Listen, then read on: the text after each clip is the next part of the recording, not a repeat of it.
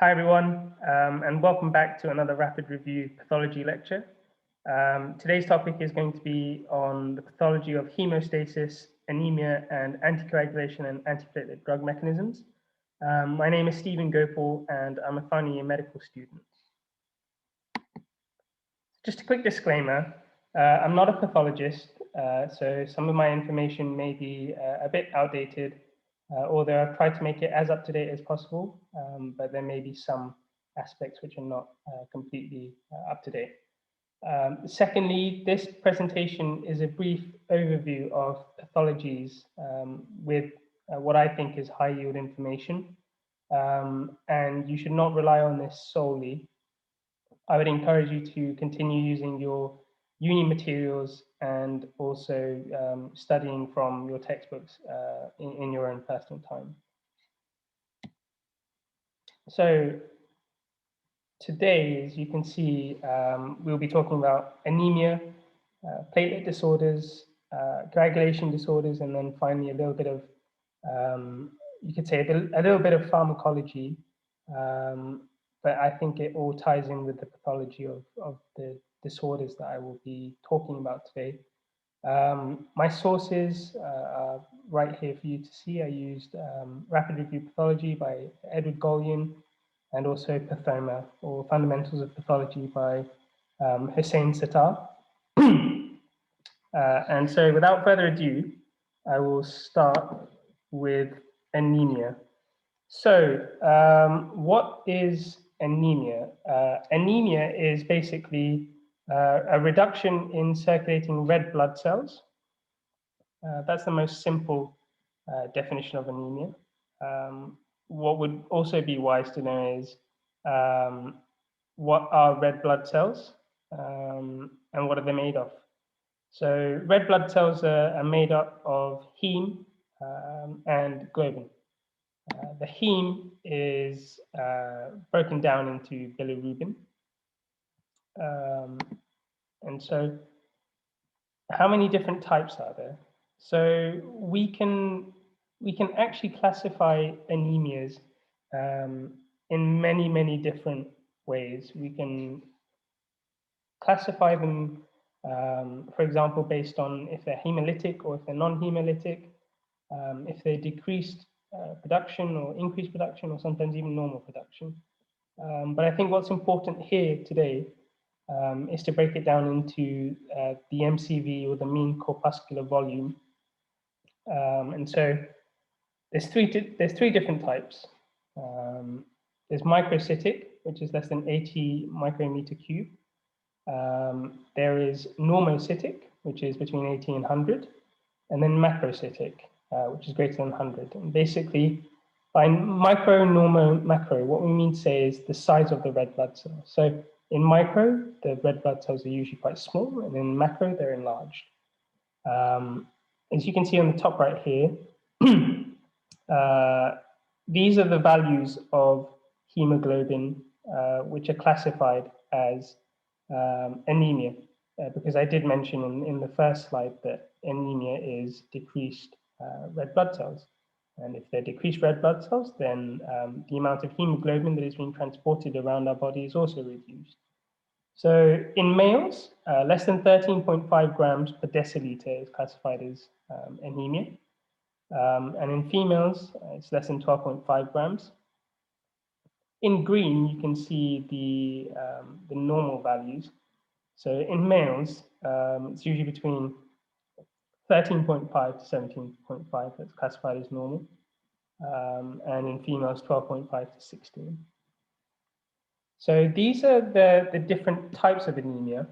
You might be thinking, well, what pathologies are micro, normo, macro? And in the following slides, I will obviously be discussing all of these pathologies in a bit more detail. But just to give you a rough classification of what's what.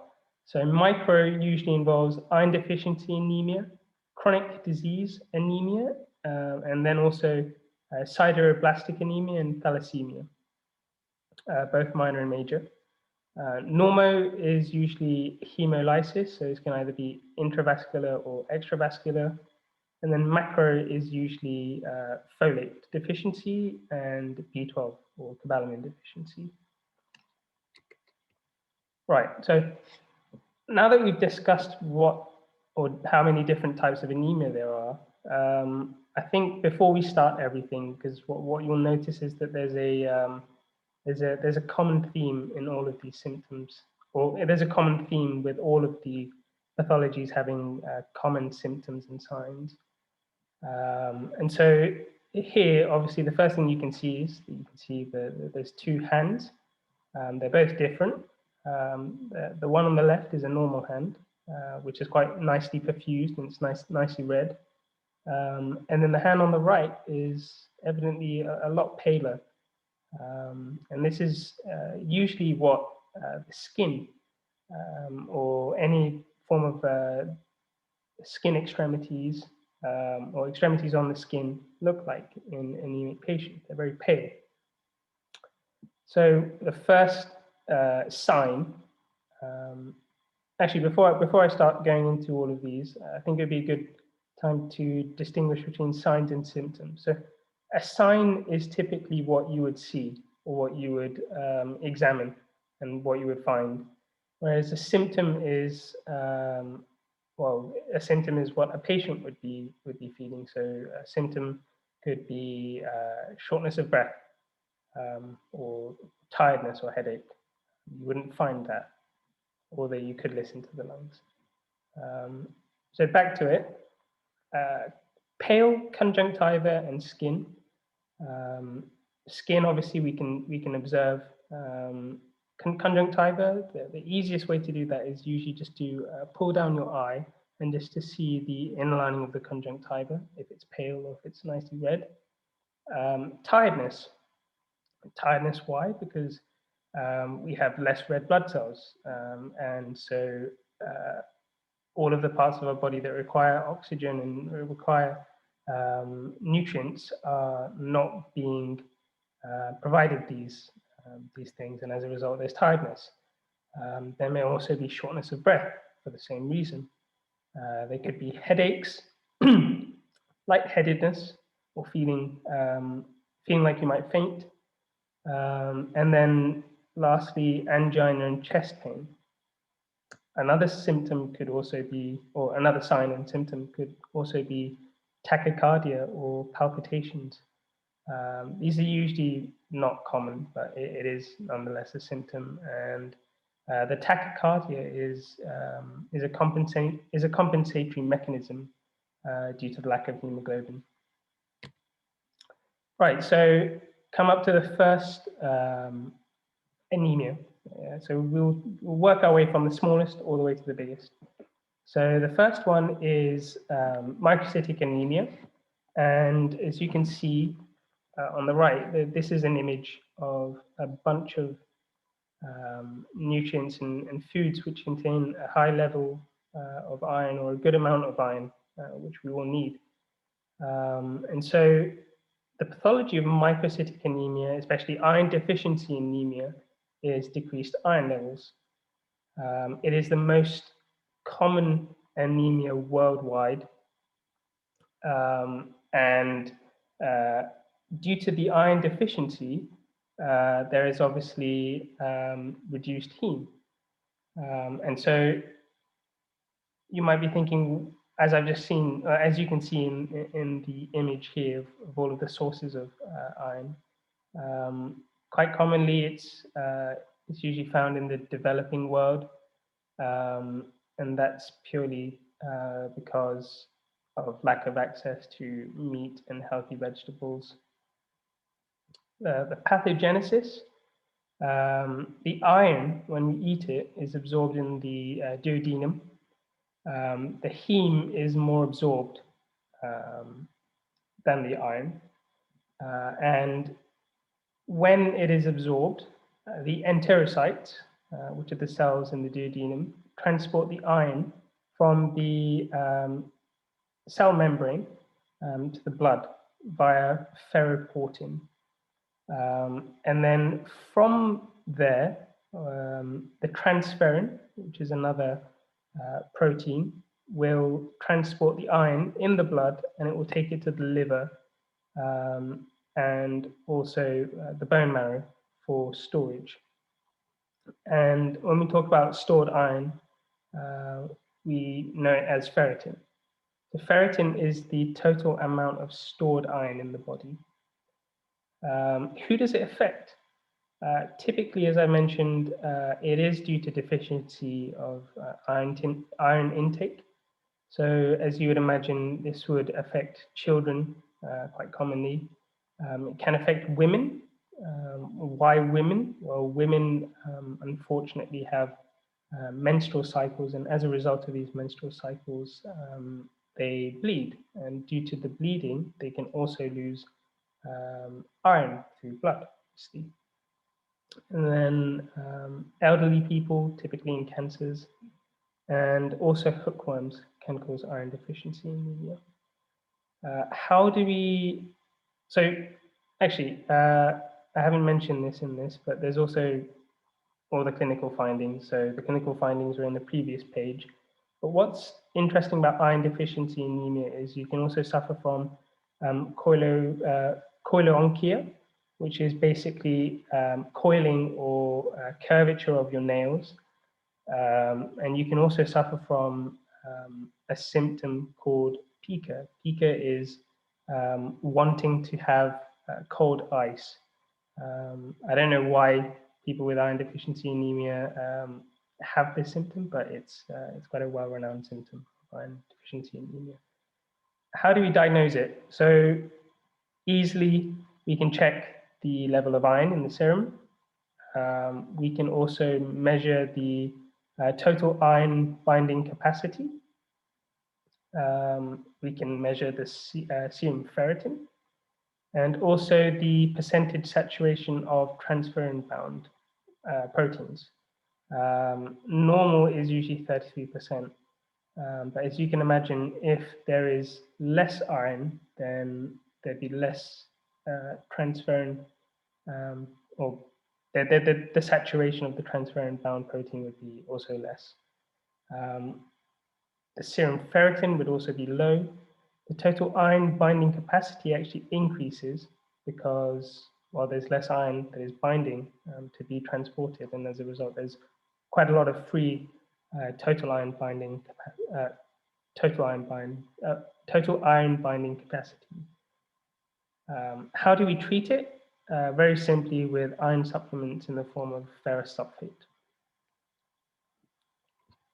Next one, chronic disease anemia.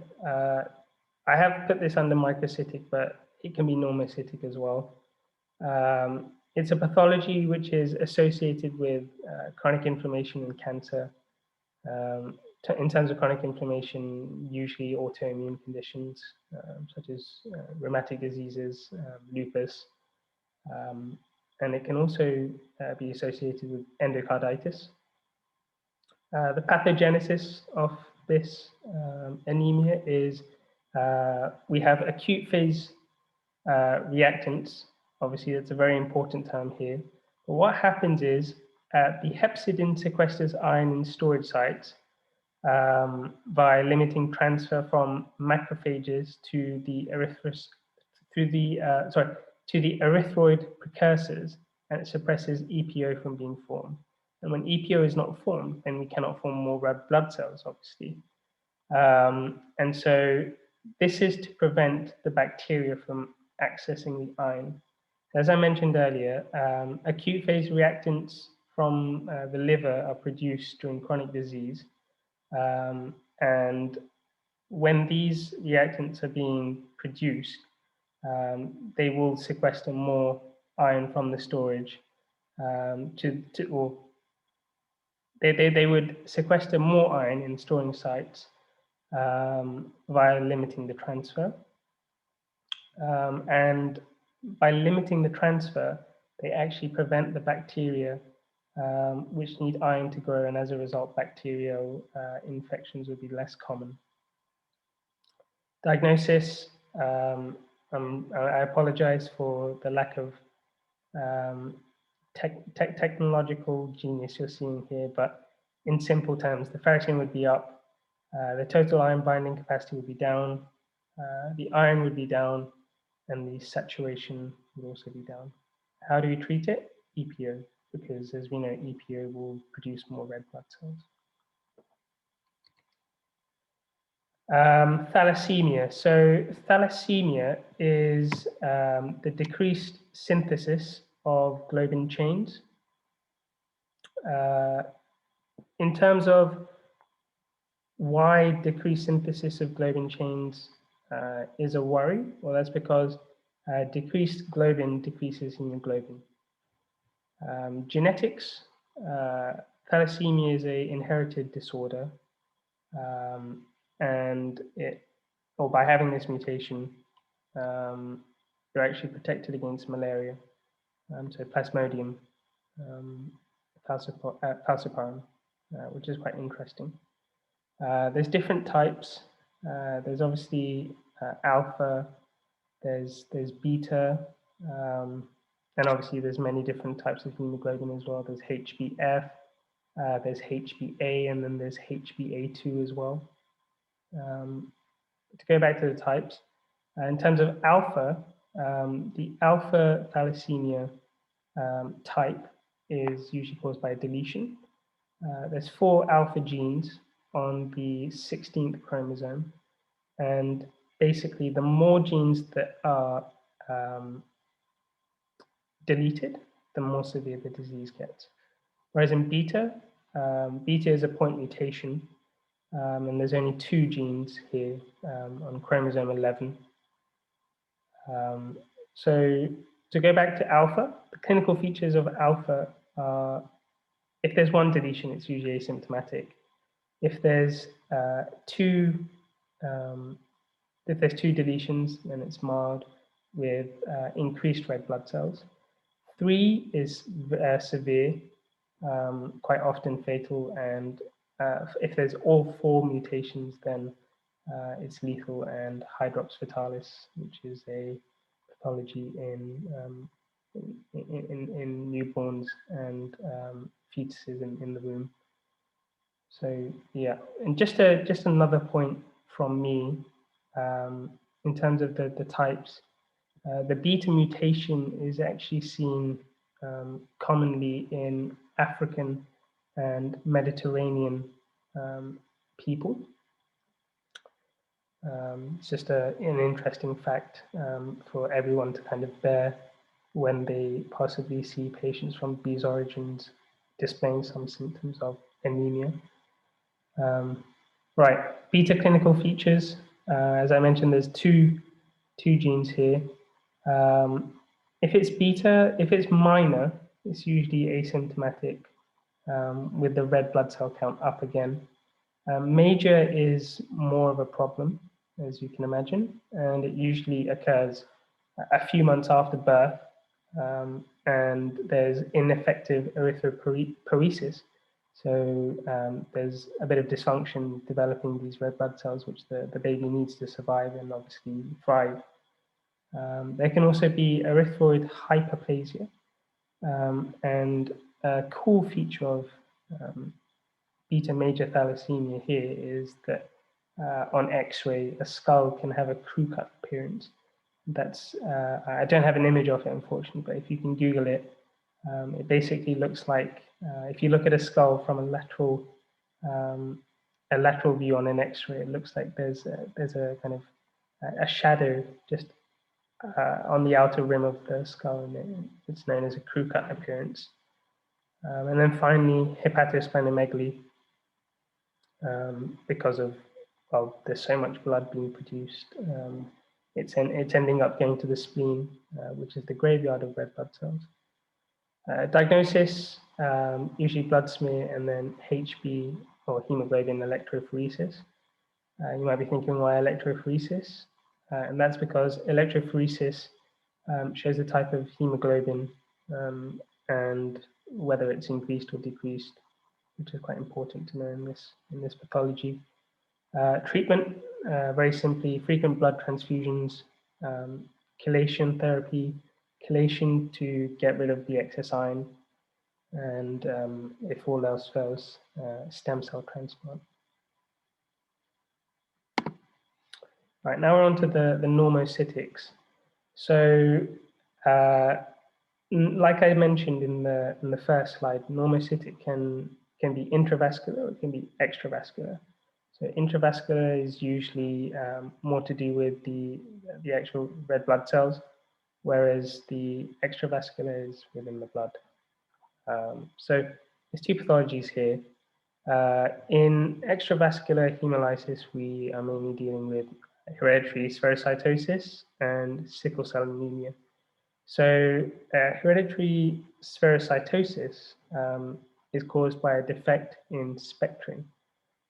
Spectrin is a red blood cell cytoskeleton membrane protein which gives shape to the red blood cell. And as you can imagine, if there's a defect in that, then well, a red blood cell would not be, it wouldn't be disc-shaped, it would be round-shaped. And the shape is an issue because the shape makes it difficult for the red blood cells to navigate around the sinusoids in the spleen. And as a result, they are often consumed by macrophages that then cause the anemia. So I think I've covered the pathogenesis here. Clinical findings, splenomegaly because the macrophages are taking up all of the red blood cells in the spleen. Can suffer from unconjugated jaundice, and there's also risk of aplastic crisis. Aplastic crisis meaning there's complete underproduction or no production of red blood cells. Diagnosis, blood smear. During this blood smear, you would find how jolly bodies. I don't have an image, unfortunately, but you can look it up. And then also the osmotic fragility test. These red blood cells tend to be fragile in hypertonic solution. Treatment is usually a splenectomy. And now on to the other pathology. So this is sickle cell anemia. So sickle cell anemia is a defect in the beta chain of hemoglobin. In terms of genetics, it's a autosomal recessive mutation in the beta chain. And an interesting fact is that it's seen in 10% of individuals of African descent. And once again, it is protective against malaria. So the actual pathogenesis, the HbS hemoglobin polymerizes when it has been deoxygenated, and the polymers aggregate into needle-like cells called sickle cells. This happens in HbS. In HbF, which is the fetal form, it's usually protective against sickling of red blood cells. Clinical findings, you get dactylitis, which is swelling of your fingers and in between them. You can get a shrunken spleen.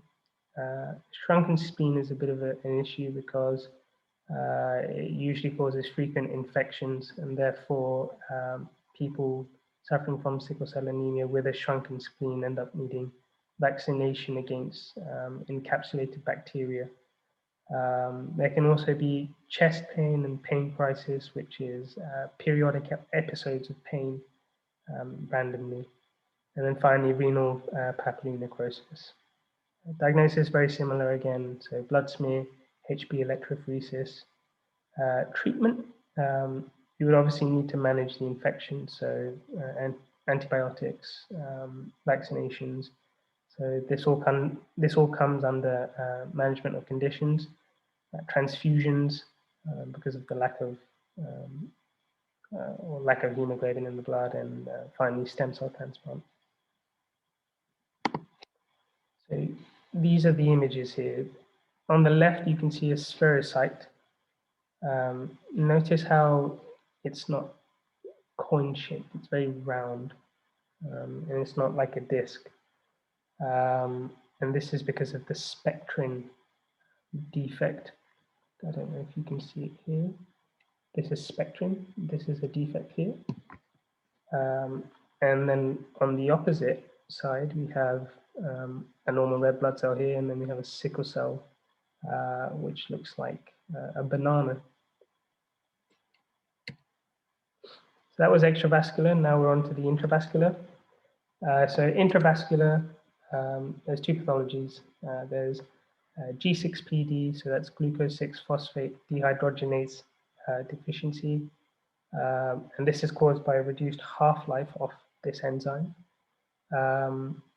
Actually, just to mention quickly before I actually go into more detail on both of these, intravascular hemolysis and normocytic anemia can also include other disorders like microangiopathic hemolytic anemia and also malaria, which has the same effect. So G6P deficiency, it's an X-linked recessive disorder. There's two types. There's an African type again, and there's a Mediterranean type. African is mild, Mediterranean is major. And the pathogenesis of it is that the enzyme, the glucose 6-phosphate dehydrogenase, is decreased. Therefore, there is decreased NADPH, which is a cofactor needed for this reaction, and as a result, there's reduced glutathione. And so this causes red blood cells to undergo oxidative stress. And because of this stress, they can have oxidative injury by hydrogen peroxide. Clinical findings, you would have hemoglobin in your urine. This would be quite high. This is known as hemoglobinuria, neonatal jaundice, and also back pain. How do we diagnose it? Simply using a blood smear. In a blood smear, we would find Heinz bodies, which are a characteristic of G6PD deficiency. And we can also do an enzyme study to narrow down the G6PD deficiency. How do we treat it? Well, we avoid oxidative stresses, and we can also use folic acid and iron to supplement, and it does provide symptomatic treatment. Next one on the opposite side is immune hemolytic anemia, and just by the fact that it's immune, this means that this is an immune-mediated response, and this usually involves an antibody binding onto the red blood cell and destroying it. It's associated with Epstein-Barr virus infections, so infectious mononucleosis, and also mycoplasma infections, so mycoplasma pneumonia, which is a form of atypical pneumonia. And intravascularly, it's usually IgM related. It's very important. IgM in intravascular, IgG for extravascular. And the IgM in this intravascular case binds to the red blood cells, and it fixes the complements in relatively cold temperature of extremities, and this causes the destruction of the red blood cells. How do we diagnose it? Well, we have the Coombs test, and the Coombs test can either be direct or it can be direct. If it's direct, usually it's confirming antibodies or antibody-coated red blood cells. And if we add anti-immunoglobulin to the blood, we would see agglutination. Similarly, or in a similar way, indirect Coombs test would be when the patient already has the antibodies, and if the anti-IgG is mixed with the blood, there should be agglutination once again.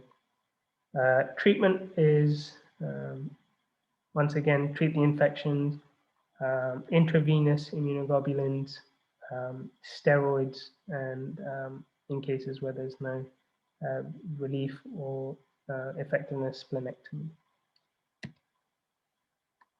Onto the macrocytics now. So macrocytic is greater than 100, or when the MCV is greater than 100, I should say. And you can see on the image here, this is a lot of biochemistry. which I'm sure many of us have forgotten, including me. And so folate deficiency, folate is incredibly important. Folate, if decreased, can cause anemia. And where do we get our folate from? So we get our folate from green vegetables and some fruits as well, such as kiwis, avocados as well. And the main causes of folate deficiency are diet, increased demand in cancer, for example, in pregnancy, because of more cells being needed to divide, obviously, and a fetus to provide energy for, and for a fetus to grow and continue to thrive. And also methotrexate. You might be wondering why methotrexate. That's because methotrexate's mechanism of action is actually antifolate. So when patients are taking methotrexate, it's preventing cells from replicating. So methotrexate can cause folate deficiency. Where is folate absorbed? So it's usually absorbed in the jejunum, and sometimes if you have some surgeries as well, which include a lot of the small intestine being removed, you can also have folate deficiency. What's important here is the deficiency here usually develops quite quickly, within months, as the stored quantities of the folate are quite minimal. And you'll see, on the contrary, B12 cobalamin, there's plenty of stores actually, so that can take a longer time. Clinical findings, glossitis and embryological defects. So glossitis obviously being inflammation of the tongue, and embryological defects, by that I mean neural tube defects, CNS defects in utero. Diagnosis, so it's a deficiency, so the serum folate would obviously be down, the serum homocysteine would be up, and if the serum homocysteine is up, that could also predispose individuals to having deep vein thrombosis as well. And then the methylmalonic acid is usually normal in folate deficiency. How do we treat it? Well, folate supplements, and in general, even in pregnancy, we do encourage pregnant mothers to take more folate than needed, just to make sure that there are no embryological defects actually. This is folate deficiency. Next is B12. So as I mentioned, once again, this is decreased uptake of B12. It's common in vegans and also Crohn's disease. It takes years to develop, as the hepatic stores are much larger for B12 than they are for folate. So as I mentioned, the causes, pernicious anemia, which is when the parietal cells are affected. Veganism, because B12 is usually found in animals, and as vegans do not have anything animal related, they would have a deficiency. Crohn's disease, as I've mentioned, and Diphyllobothrium latum, which is, I think, a worm found in fish. I could be wrong here. Please excuse me. And so why is B12 so important? Well, B12 usually binds to the intrinsic factor in the duodenum, and then this complex is usually absorbed in the ileum. And this is why we need B12. Another cause that I forgot to mention actually could also be surgery of the stomach. So for example, if you've had a gastrectomy or a partial gastrectomy, then that would mean there's less B12 being absorbed because of less stomach, and that can also cause anemic signs. Clinical findings. So glossitis, once again, so inflammation of the tongue. B12 tends to affect the spinal cord and the CNS quite extensively. So you can have subacute degeneration of the spinal cords. This can result in poor proprioception and also vibratory sensation, even tactility for that matter. Diagnosis, serum B12 would once again be down as expected. Serum homocysteine can be up, and methylmalonic acid is usually up. And how do we treat it? Well, we treat it simply with B12 supplementation. B12 is something that you can obviously include it with your diet in the form of pill supplements, but usually it's a parenteral it's a parenteral supplementation, so in the form of a cobalamin injection. So I think that anemias is done. Hopefully anemias now make a little bit more sense. As I've mentioned, I've only included the high yield, most common anemias. There are many other forms of anemias that I haven't included, so please supplement all of your knowledge with all of your other materials. So platelets. Well, by platelet disorders, it could be thrombocytopenia, it could be thrombocytosis. Penia meaning reduced thrombocytes, and then cytosis meaning there's an increased amount of thrombocytes. It can be primary. I think the easiest way to describe it is primary and secondary.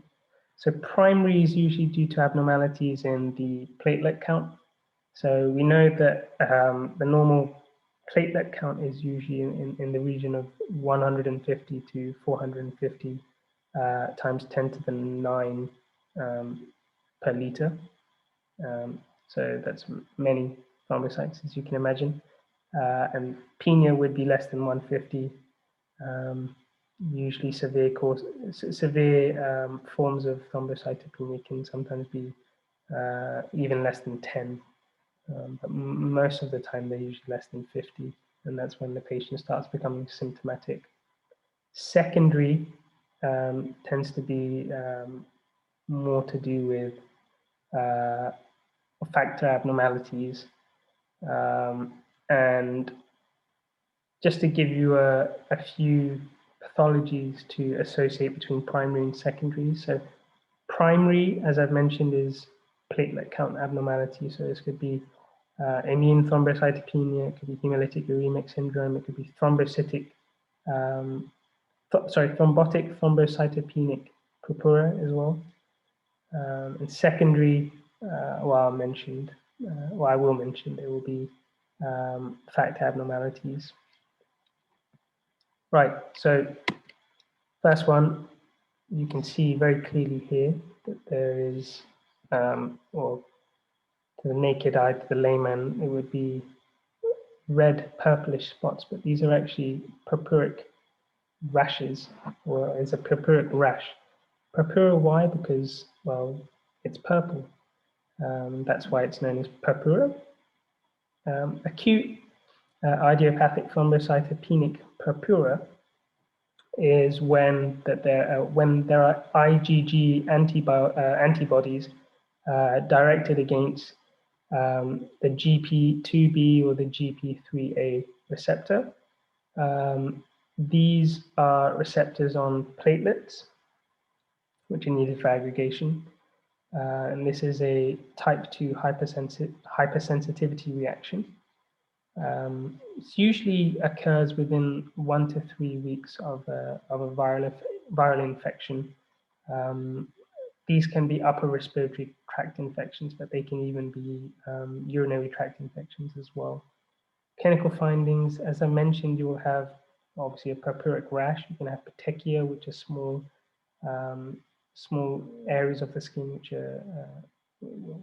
are basically small bleeds. You can have epistaxis, which is profuse bleeding in the nose. You can have easy bruising because of the lack of thrombocytes in the blood. How do we diagnose it?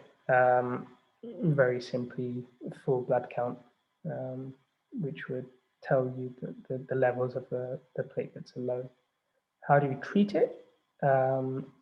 usually with intravenous immunoglobulins and steroids.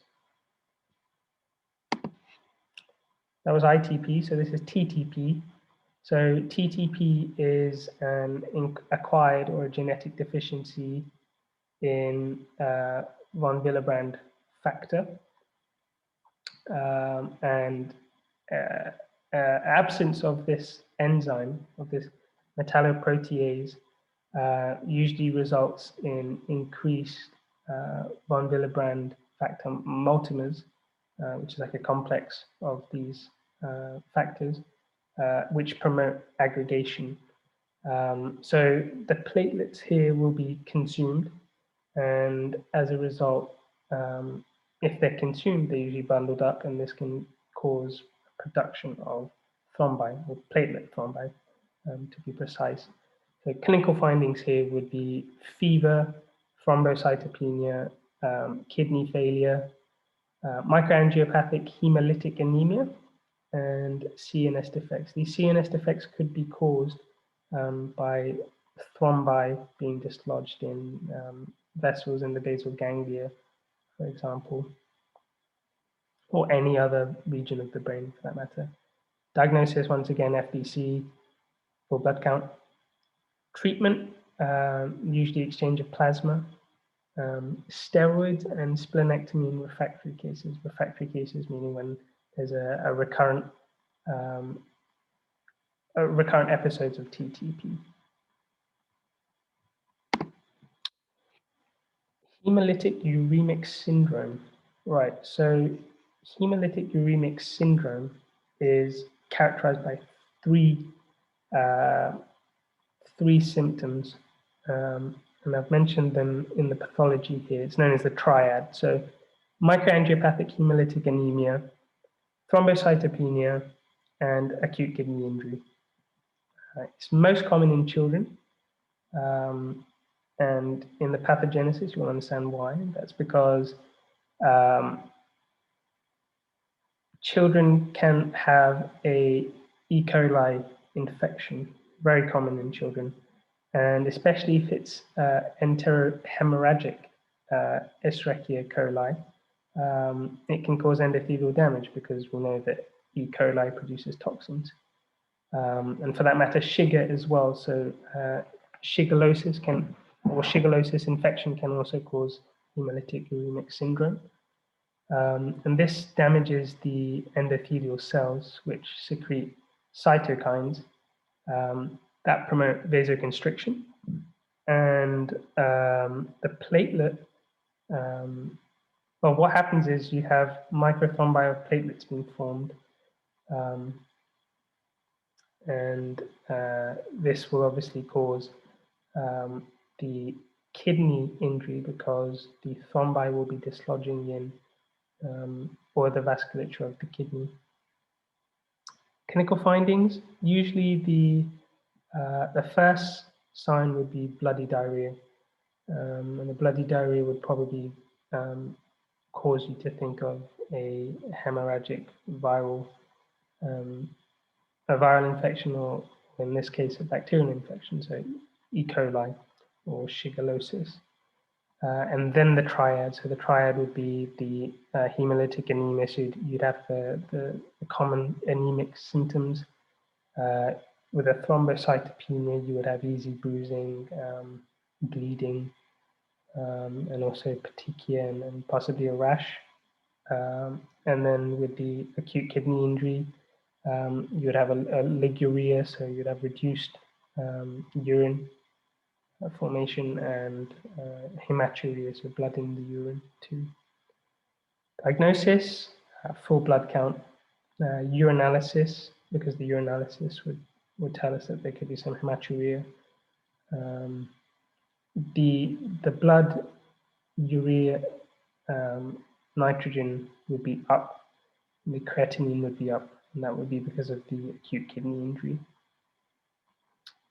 Treatment, we tend to keep it supportive. So by supportive, we mean fluids, pain relief. We tend to not give antibiotics, and that's because antibiotics can actually increase the likelihood of hemolytic uremic syndrome in suspected infections with EHIC. Because not every EHIC infection will cause hemolytic uremic syndrome, but can. And I think 50% of patients that have hemolytic uremic syndrome tend to require dialysis, which is very effective. This is heparin-induced thrombocytopenia. So heparin-induced thrombocytopenia is what you could say is iatrogenic. So it's being caused by us, really. It's very common in hospitals, especially in the elderly. And it's basically a non-immune, well, it can be non-immune and it can also be immune-mediated, a complex response, which is caused by heparin. So, as I mentioned, there's non-immune and there's immune. So, the first type, which is type 1, is usually mild, and this is usually non-immune mediated, NIM, and type 2 is usually immune mediated, and type 2 is usually uncommon. And what happens with type 2?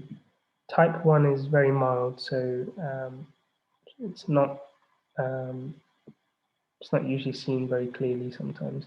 But in type 2, what happens is that there are IgG antibodies which attach to a complex of heparin and a factor known as PF2, which is a neutralizing factor on platelets.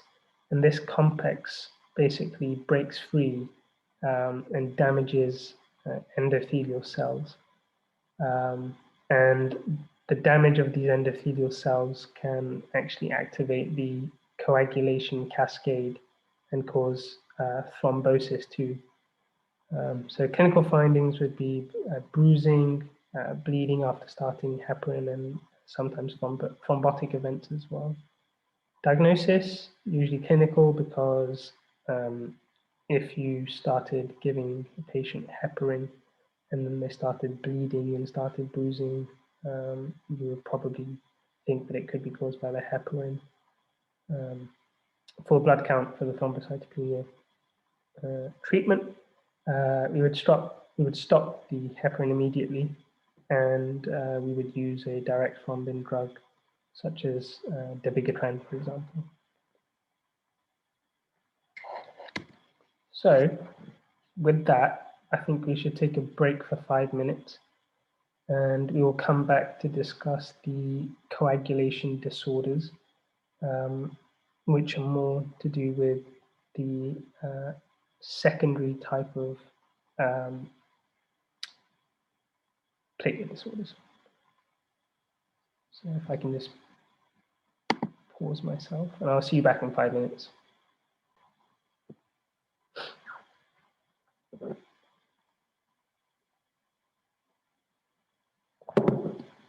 Right, so welcome back, everyone. And now we're going to finish off the lecture with the final 2 chapters. So right now we're going to talk about coagulation disorders. So as you can see here, it's not a very clear image. I do apologize. As you can see here, this is the entire coagulation cascade. So on the left, we can see the intrinsic pathway, and on the right, we can see the extrinsic. Intrinsic is usually caused by damaged surfaces, so this could be endothelial cell damage. Trauma is more commonly seen in extrinsic pathways, so this would be anything traumatic you can think of. Intrinsic is usually, well, as you can see, just from an eyeball test, intrinsic is using up more factors, whereas extrinsic is using up less factors. But both pathways are very important, and the two, I will go into each pathology in the next few slides, describing what can happen. For example, if you have a deficiency of factor 5, for example, here, factor 7, factor 8, all of these disorders. I'll cover these in the next few slides.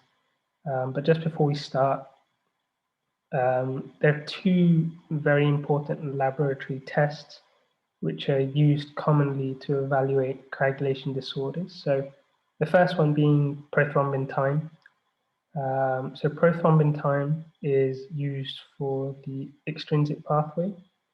And we have the, We have the APTT, or the partial thromboplastin time, which measures the intrinsic pathway.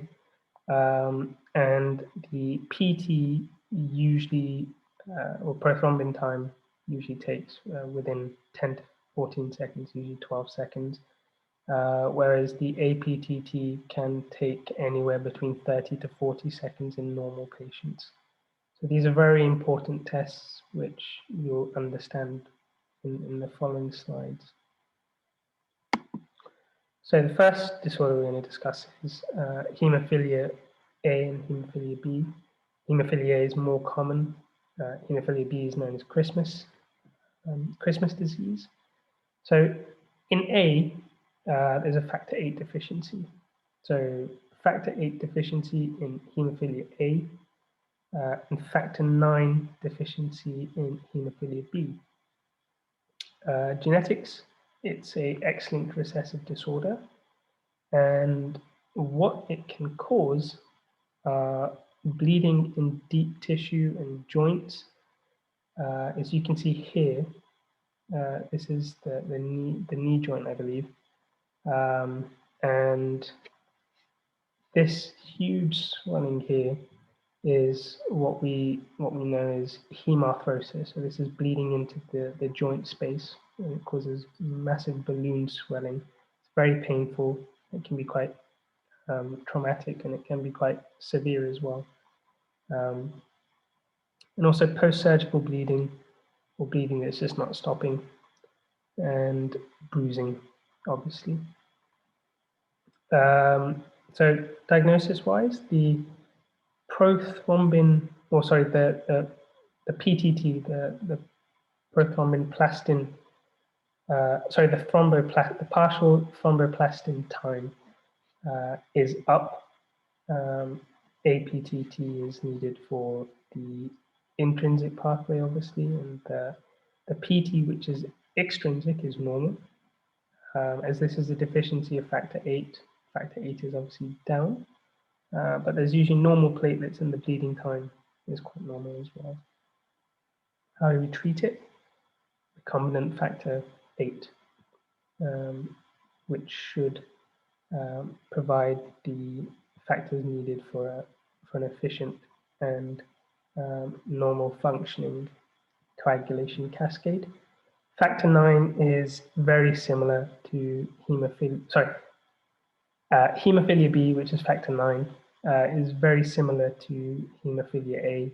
The symptoms are basically the same, and the diagnosis is also the same, except instead of factor 8 being down, factor 9 is usually down.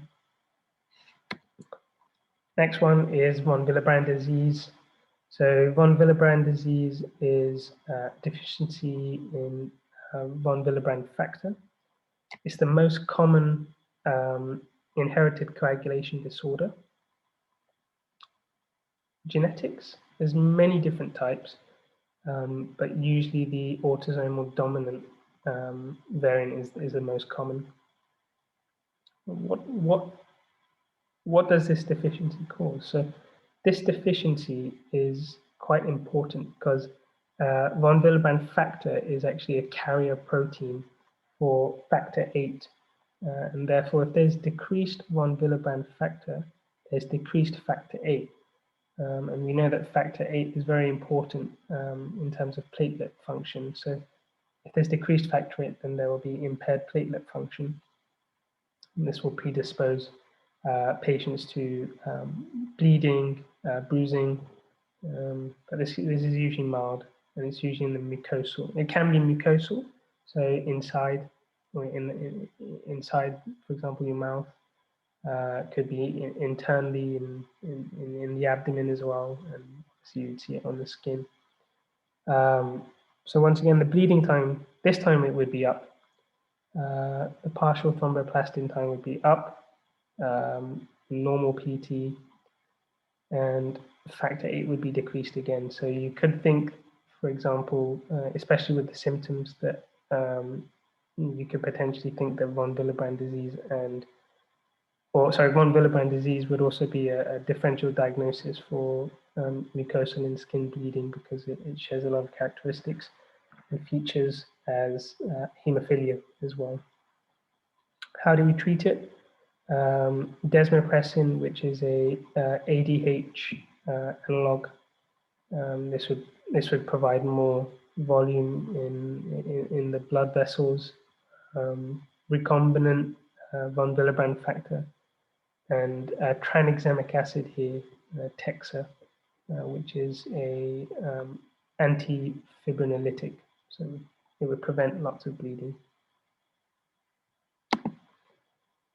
Vitamin K deficiency. So vitamin K deficiency is basically caused by lack of vitamin K. It's common in newborns. It's usually caused by lack of colonization in the gastrointestinal tract by bacteria. And we know that these bacteria tend to synthesize the vitamin K. And in newborns, they tend to not have their own microbiome so well developed, especially their GI tract. It's not well colonized. As a result, this can predispose them to vitamin K deficiency, and also conditions such as necrotizing enterocolitis as well. So clinical findings, intracranial hemorrhage, which is usually fatal in infants, GI bleeds and ulcerations, and widespread bruising. Vitamin K is also quite important because we need it for all of the vitamin K dependent factors. So that's 2, 7, 9, and 11. Diagnosis, bleeding time would be up, and then the PTT would also be up. How do we treat it? Well, we try and give babies at birth vitamin K injection prophylactically, to be completely honest, to prevent any deficiency. All right, this is factor 5, Leiden mutation. This is actually a thrombophilia. So by thrombophilia, I mean that it's philia, so it likes thrombocytes. So there's obviously a risk of clots here, because thrombophilia will be using up lots of thrombocytes. And its pathology is caused by an activated protein C resistance and ineffective activation of factor 5. So, as I mentioned, it's the most common thrombophilia. So it's also the most common cause, the most common heritable cause of venous thrombosis, because factor 5 functions as a cofactor actually to allow factor 10, 10A, the activated version of factor 10, to activate prothrombin, and so due to the lack of it, or sorry, due to the mutation, it causes more activation, and this can cause more clots. Genetics-wise, it's caused by a point mutation in factor 5. This is a bit complex to understand, to be completely honest.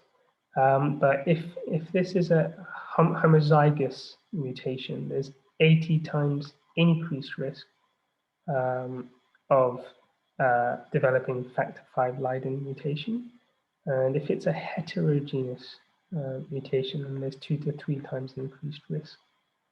So clinical findings, Generally, it should be high in cases where there's unexplained venous thrombosis, and the clinical findings usually are venous thromboembolism, and it has also been linked to possible loss of fetus during pregnancy, unfortunately.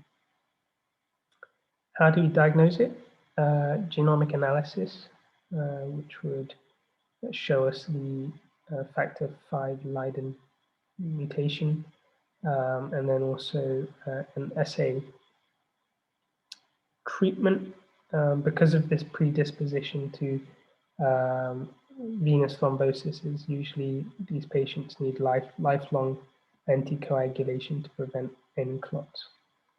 And as you can see here, on the left is obviously a normal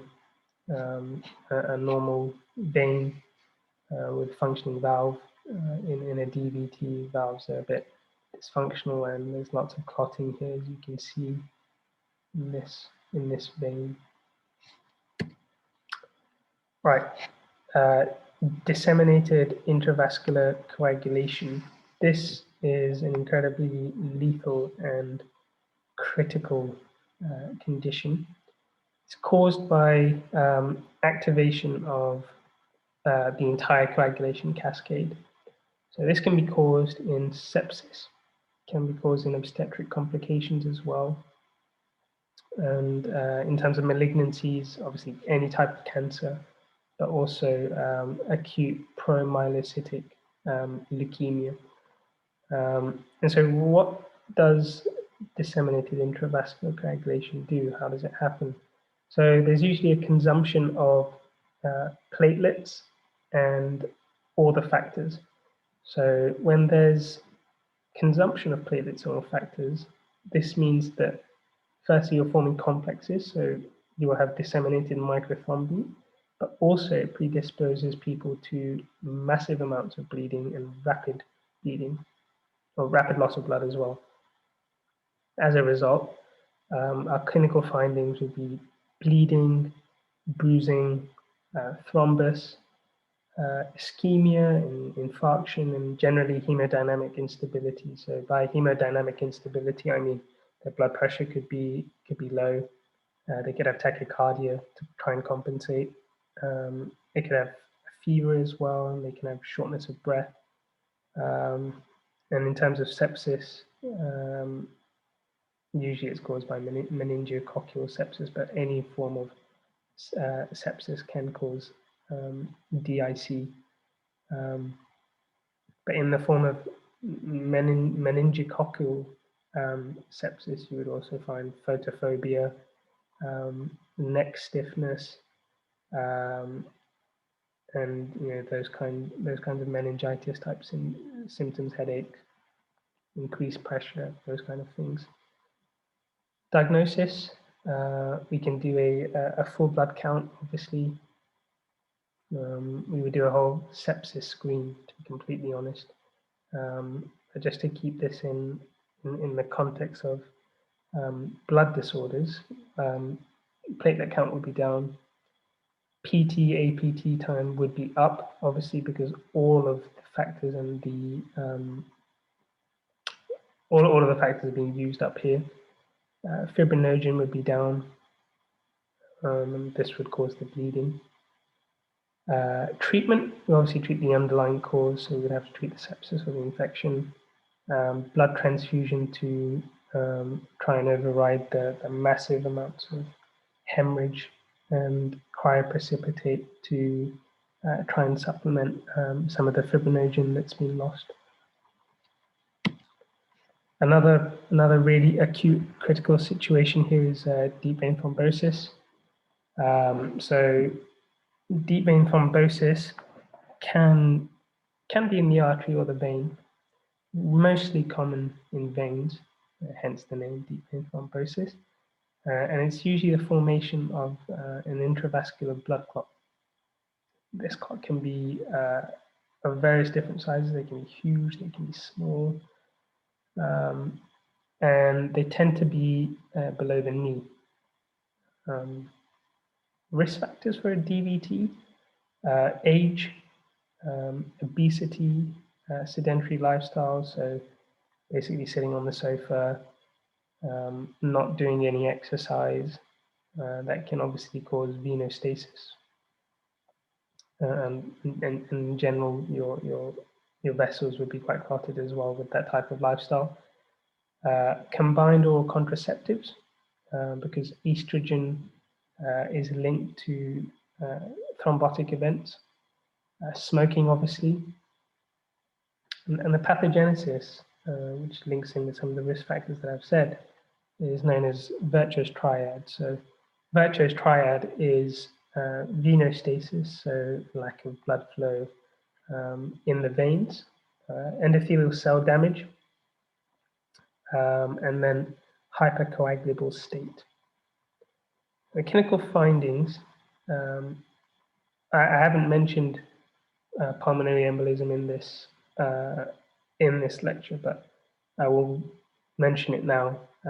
If a deep vein thrombosis becomes dislodged, it can travel, and when it does start traveling, it's classified as an embolism.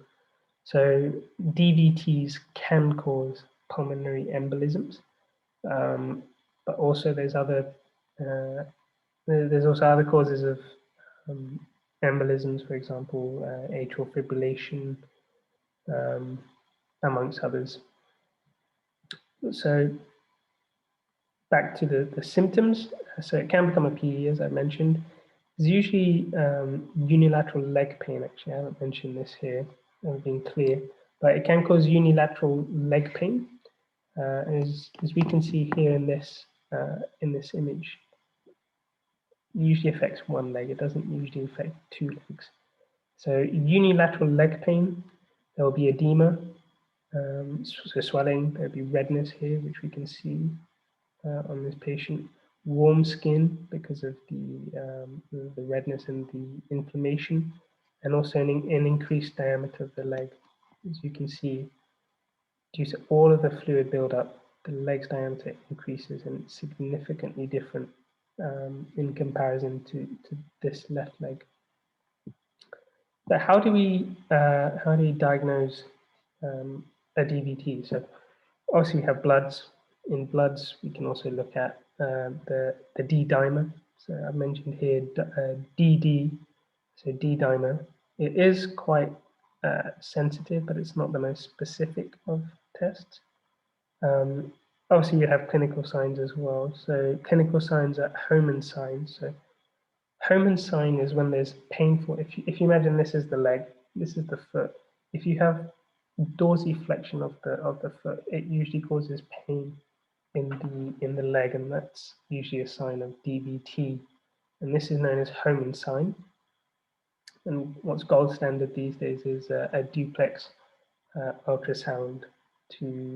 It's actually overtaken venography now, and a duplex scan is what most hospitals use to diagnose a DVT. How do we treat a DVT? So we need immediate anticoagulation, obviously, to basically prevent it from becoming an embolism firstly, and also doing more damage. We would also give compression stockings. We would elevate the leg as well. We can also use thrombolysis. So thrombolysis coming from thrombolytics that we use are recombinant TPA drugs, for example, alteplase.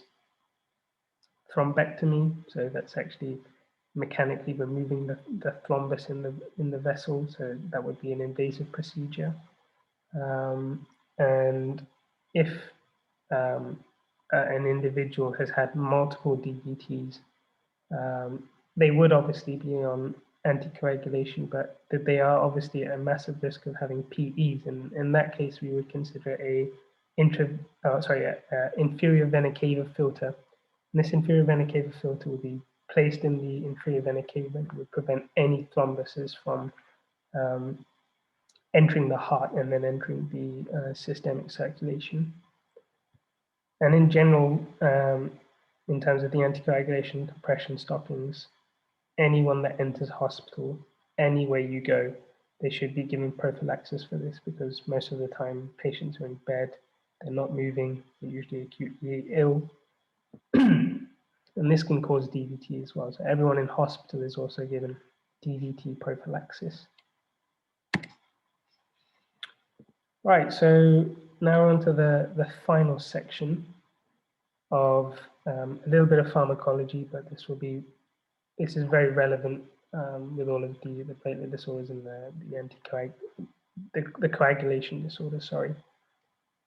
So once again, as you can see here, this is the entire coagulation cascade. This is the intrinsic, this is the extrinsic, multiple factors here. What's really brilliant is that all of the drugs that I will mention, they have a specific action, and this specific action tends to be on specific factors. So for example, I mentioned earlier direct thrombin acting drugs. So this would be, their mechanism would be in this region here, from the 2 to the 2A, as I've mentioned right here in the antithrombin. And once again, if we go back to the labs, which are quite important in these disorders. So just to recap, the APTT is usually between 30 to 40 seconds, and the APTT is used for the intrinsic pathway, whereas the PT, or the prothrombin time, is between 10 to 14, typically 12 seconds, and it's for the extrinsic pathway. And another value which is very important for us is the INR, which is the International Normalized Ratio. So this, in the most simplest of terms, I don't want to confuse everyone, and I don't want to make this a pharmacology lecture, but INR is essentially how thin your blood is. So you can imagine, if your blood is really, really thick, and in that case it would be less than 0.8, you would be predisposed, or you would be at risk of having thrombotic events because of the venostasis aspect of it. And so when we give patients anticoagulation, we try and target an INR of about 2 to 3. So by 2 to 3, you might be thinking, what is that? 2 to 3 means that it's basically between 2 to 3 times more thinner than a normal person's blood. So your blood or my blood, all of these patients would have even thinner blood to prevent them from having these clots. But what it does do by having thinner blood, or by having less thicker blood, is it's a risk factor for bleeding, and quite common side effects of bleeding. It can be life-threatening hemorrhages, and also falls in the elderly. So yeah, without further ado, I think I'll start the pharmacology section. So the first drug, which we will talk about, is heparin. Everyone has heard about this drug, but what we need to know is, what does heparin do? Where does it act? So heparin activates the antithrombin, which affects the 2A and XA factors. So thrombin and 10A. What is its indication? So an indication for heparin could be pulmonary embolism, could be ACS. So by ACS, I mean acute coronary syndrome. So this is a blanket term used to describe unstable angina, ST elevation myocardial infarction, and non-ST elevation myocardial infarction, and also deep vein thrombosis. Side effects, as I mentioned, it can cause bleeding, obviously, and also heparin-induced thrombocytopenia, as I mentioned, as a primary platelet disorder, can cause osteoporosis, and as with almost every drug, drug-to-drug interactions. I won't mention what needs monitoring here and in the further slides just because it's not important for pathology. But yeah, this is heparin, and what's quite important is, as doctors, as everyone starts working, is if there's too thin blood after heparin, how do we make the blood normalize a bit more? So usually with that, you need antidotes. And in this case, the antidote for heparin is protamine sulfate. Now, written its positive charge. You might be wondering, why is it positive charge? What is positive charge? So positive charge, it's a positively charged compound. And basically, it binds to the heparin to reduce the effect of the heparin, because heparin is negatively charged. And as we know, opposites attract. So positive, negative binds together, heparin's action stops working. And blood can be a bit more thicker and a bit more normal rather than being way too thin. This is heparin. There's many different types of heparin. There can be low molecular weight heparin, there can be unfractionated heparin, there can be even more unfractionated heparin. And yeah, so this is purely heparin. Low molecular weight heparin also includes drugs such as dalteparin, for example, as well. Next drug is dabigatran. So dabigatran is a direct thrombin inhibitor. So by inhibiting thrombin, it's preventing prothrombin from becoming thrombin. Its indication is VTEs, once again, atrial fibrillation, and heparin-induced thrombocytopenia in cases where the heparin is actually causing a lot more harm than therapeutic effects. So dabigatran is our alternative for that. Side effect, as I mentioned before, severe bleeding. An antidote, if there's severe bleeding, well, we can give a antibody, a monoclonal antibody drug, which is known as idarucizumab. And if we don't have that drug available, we can also give tranexamic acid, which, as I mentioned before, is an antifibrinolytic, and it's also just as effective. Next one, warfarin. Once again, everyone knows what warfarin is. You might be thinking right now, what is the difference between all of these, especially heparin and warfarin? Because a lot of people across the world are on heparin and warfarin.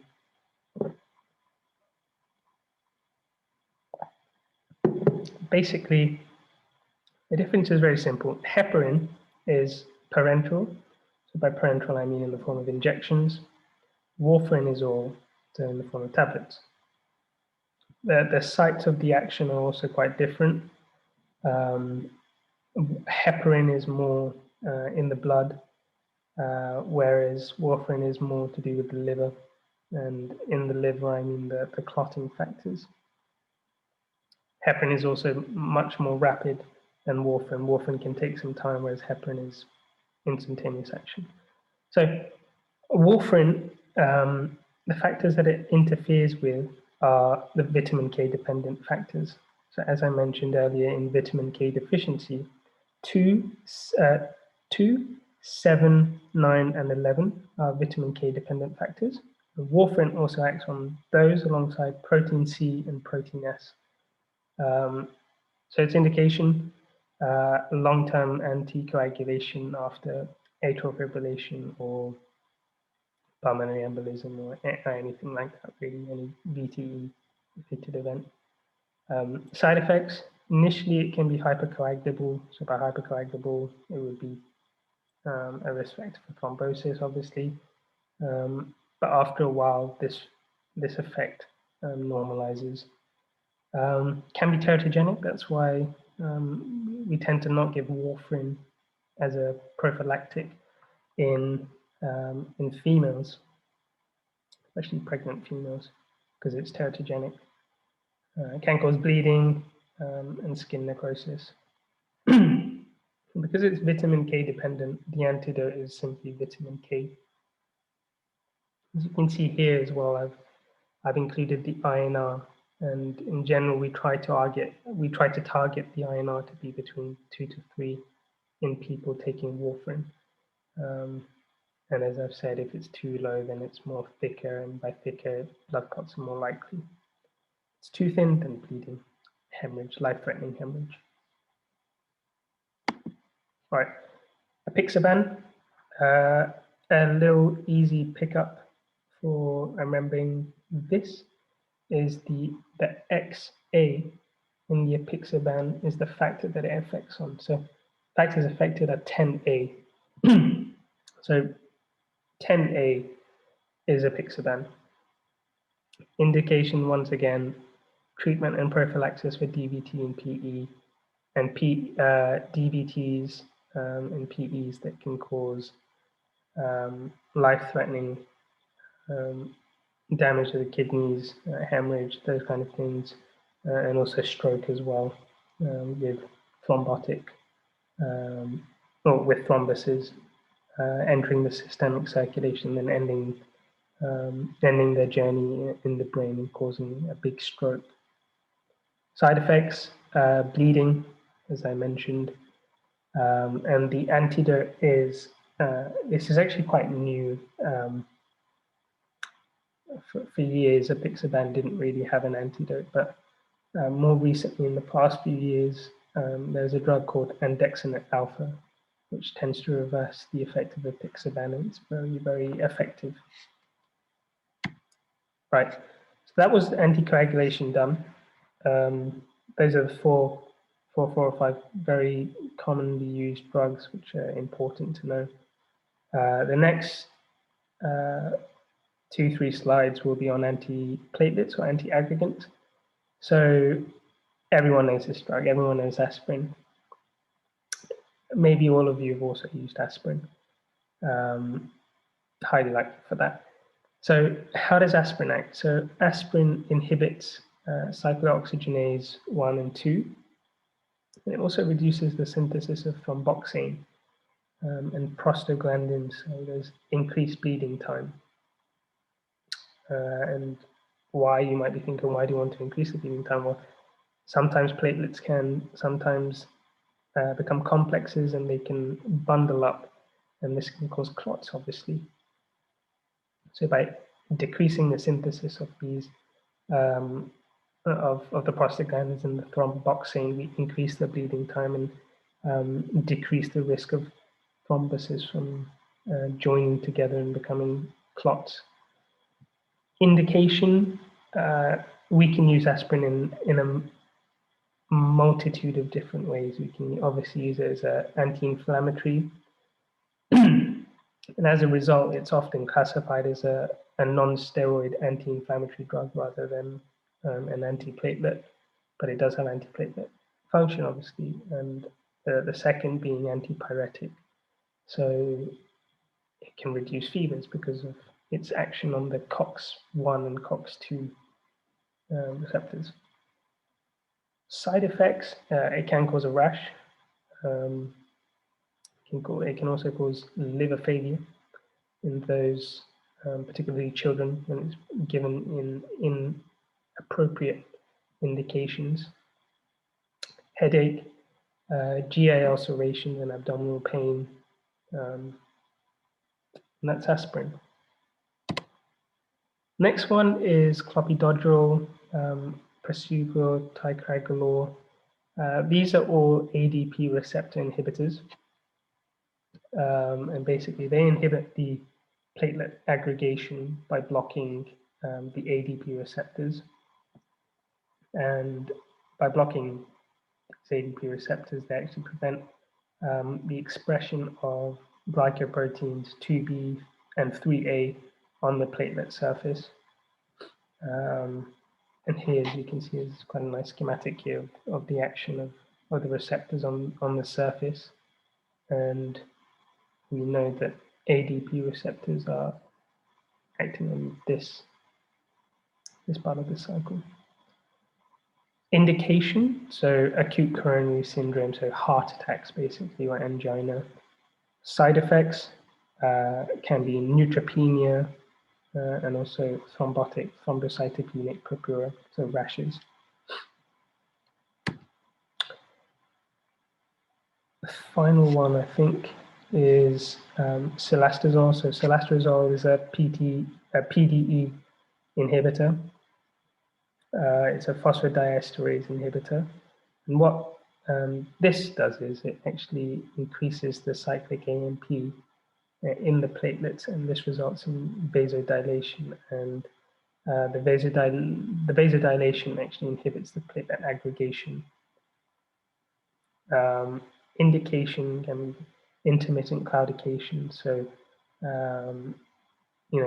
symptoms of peripheral vascular disease in the legs, and also it can be used for coronary vasodilation as well. Side effects, very common, so nausea, headache, facial flushing especially, and hypotension because of the vasodilation. So these are the side effects of cilastazol. And with this, I think we've come to the end of today's lecture. And my final thoughts. So I fully understand that this is a very complex topic, and there's a lot of information that is sometimes hard to understand. But hopefully, by watching this lecture, I've tried to simplify things as simple as possible, and hopefully, anyone watching, you can retain all of this. You'll see that my email has been mentioned in previous slides. So if you would like any help or any advice, please do get in touch. I'd love to help anyone. And yeah, I think especially in red blood cell disorders and hemostasis disorders, it's always useful to figure out where the pathology is, and then obviously the pathogenesis of the disorder and why it's happening, what's it causing.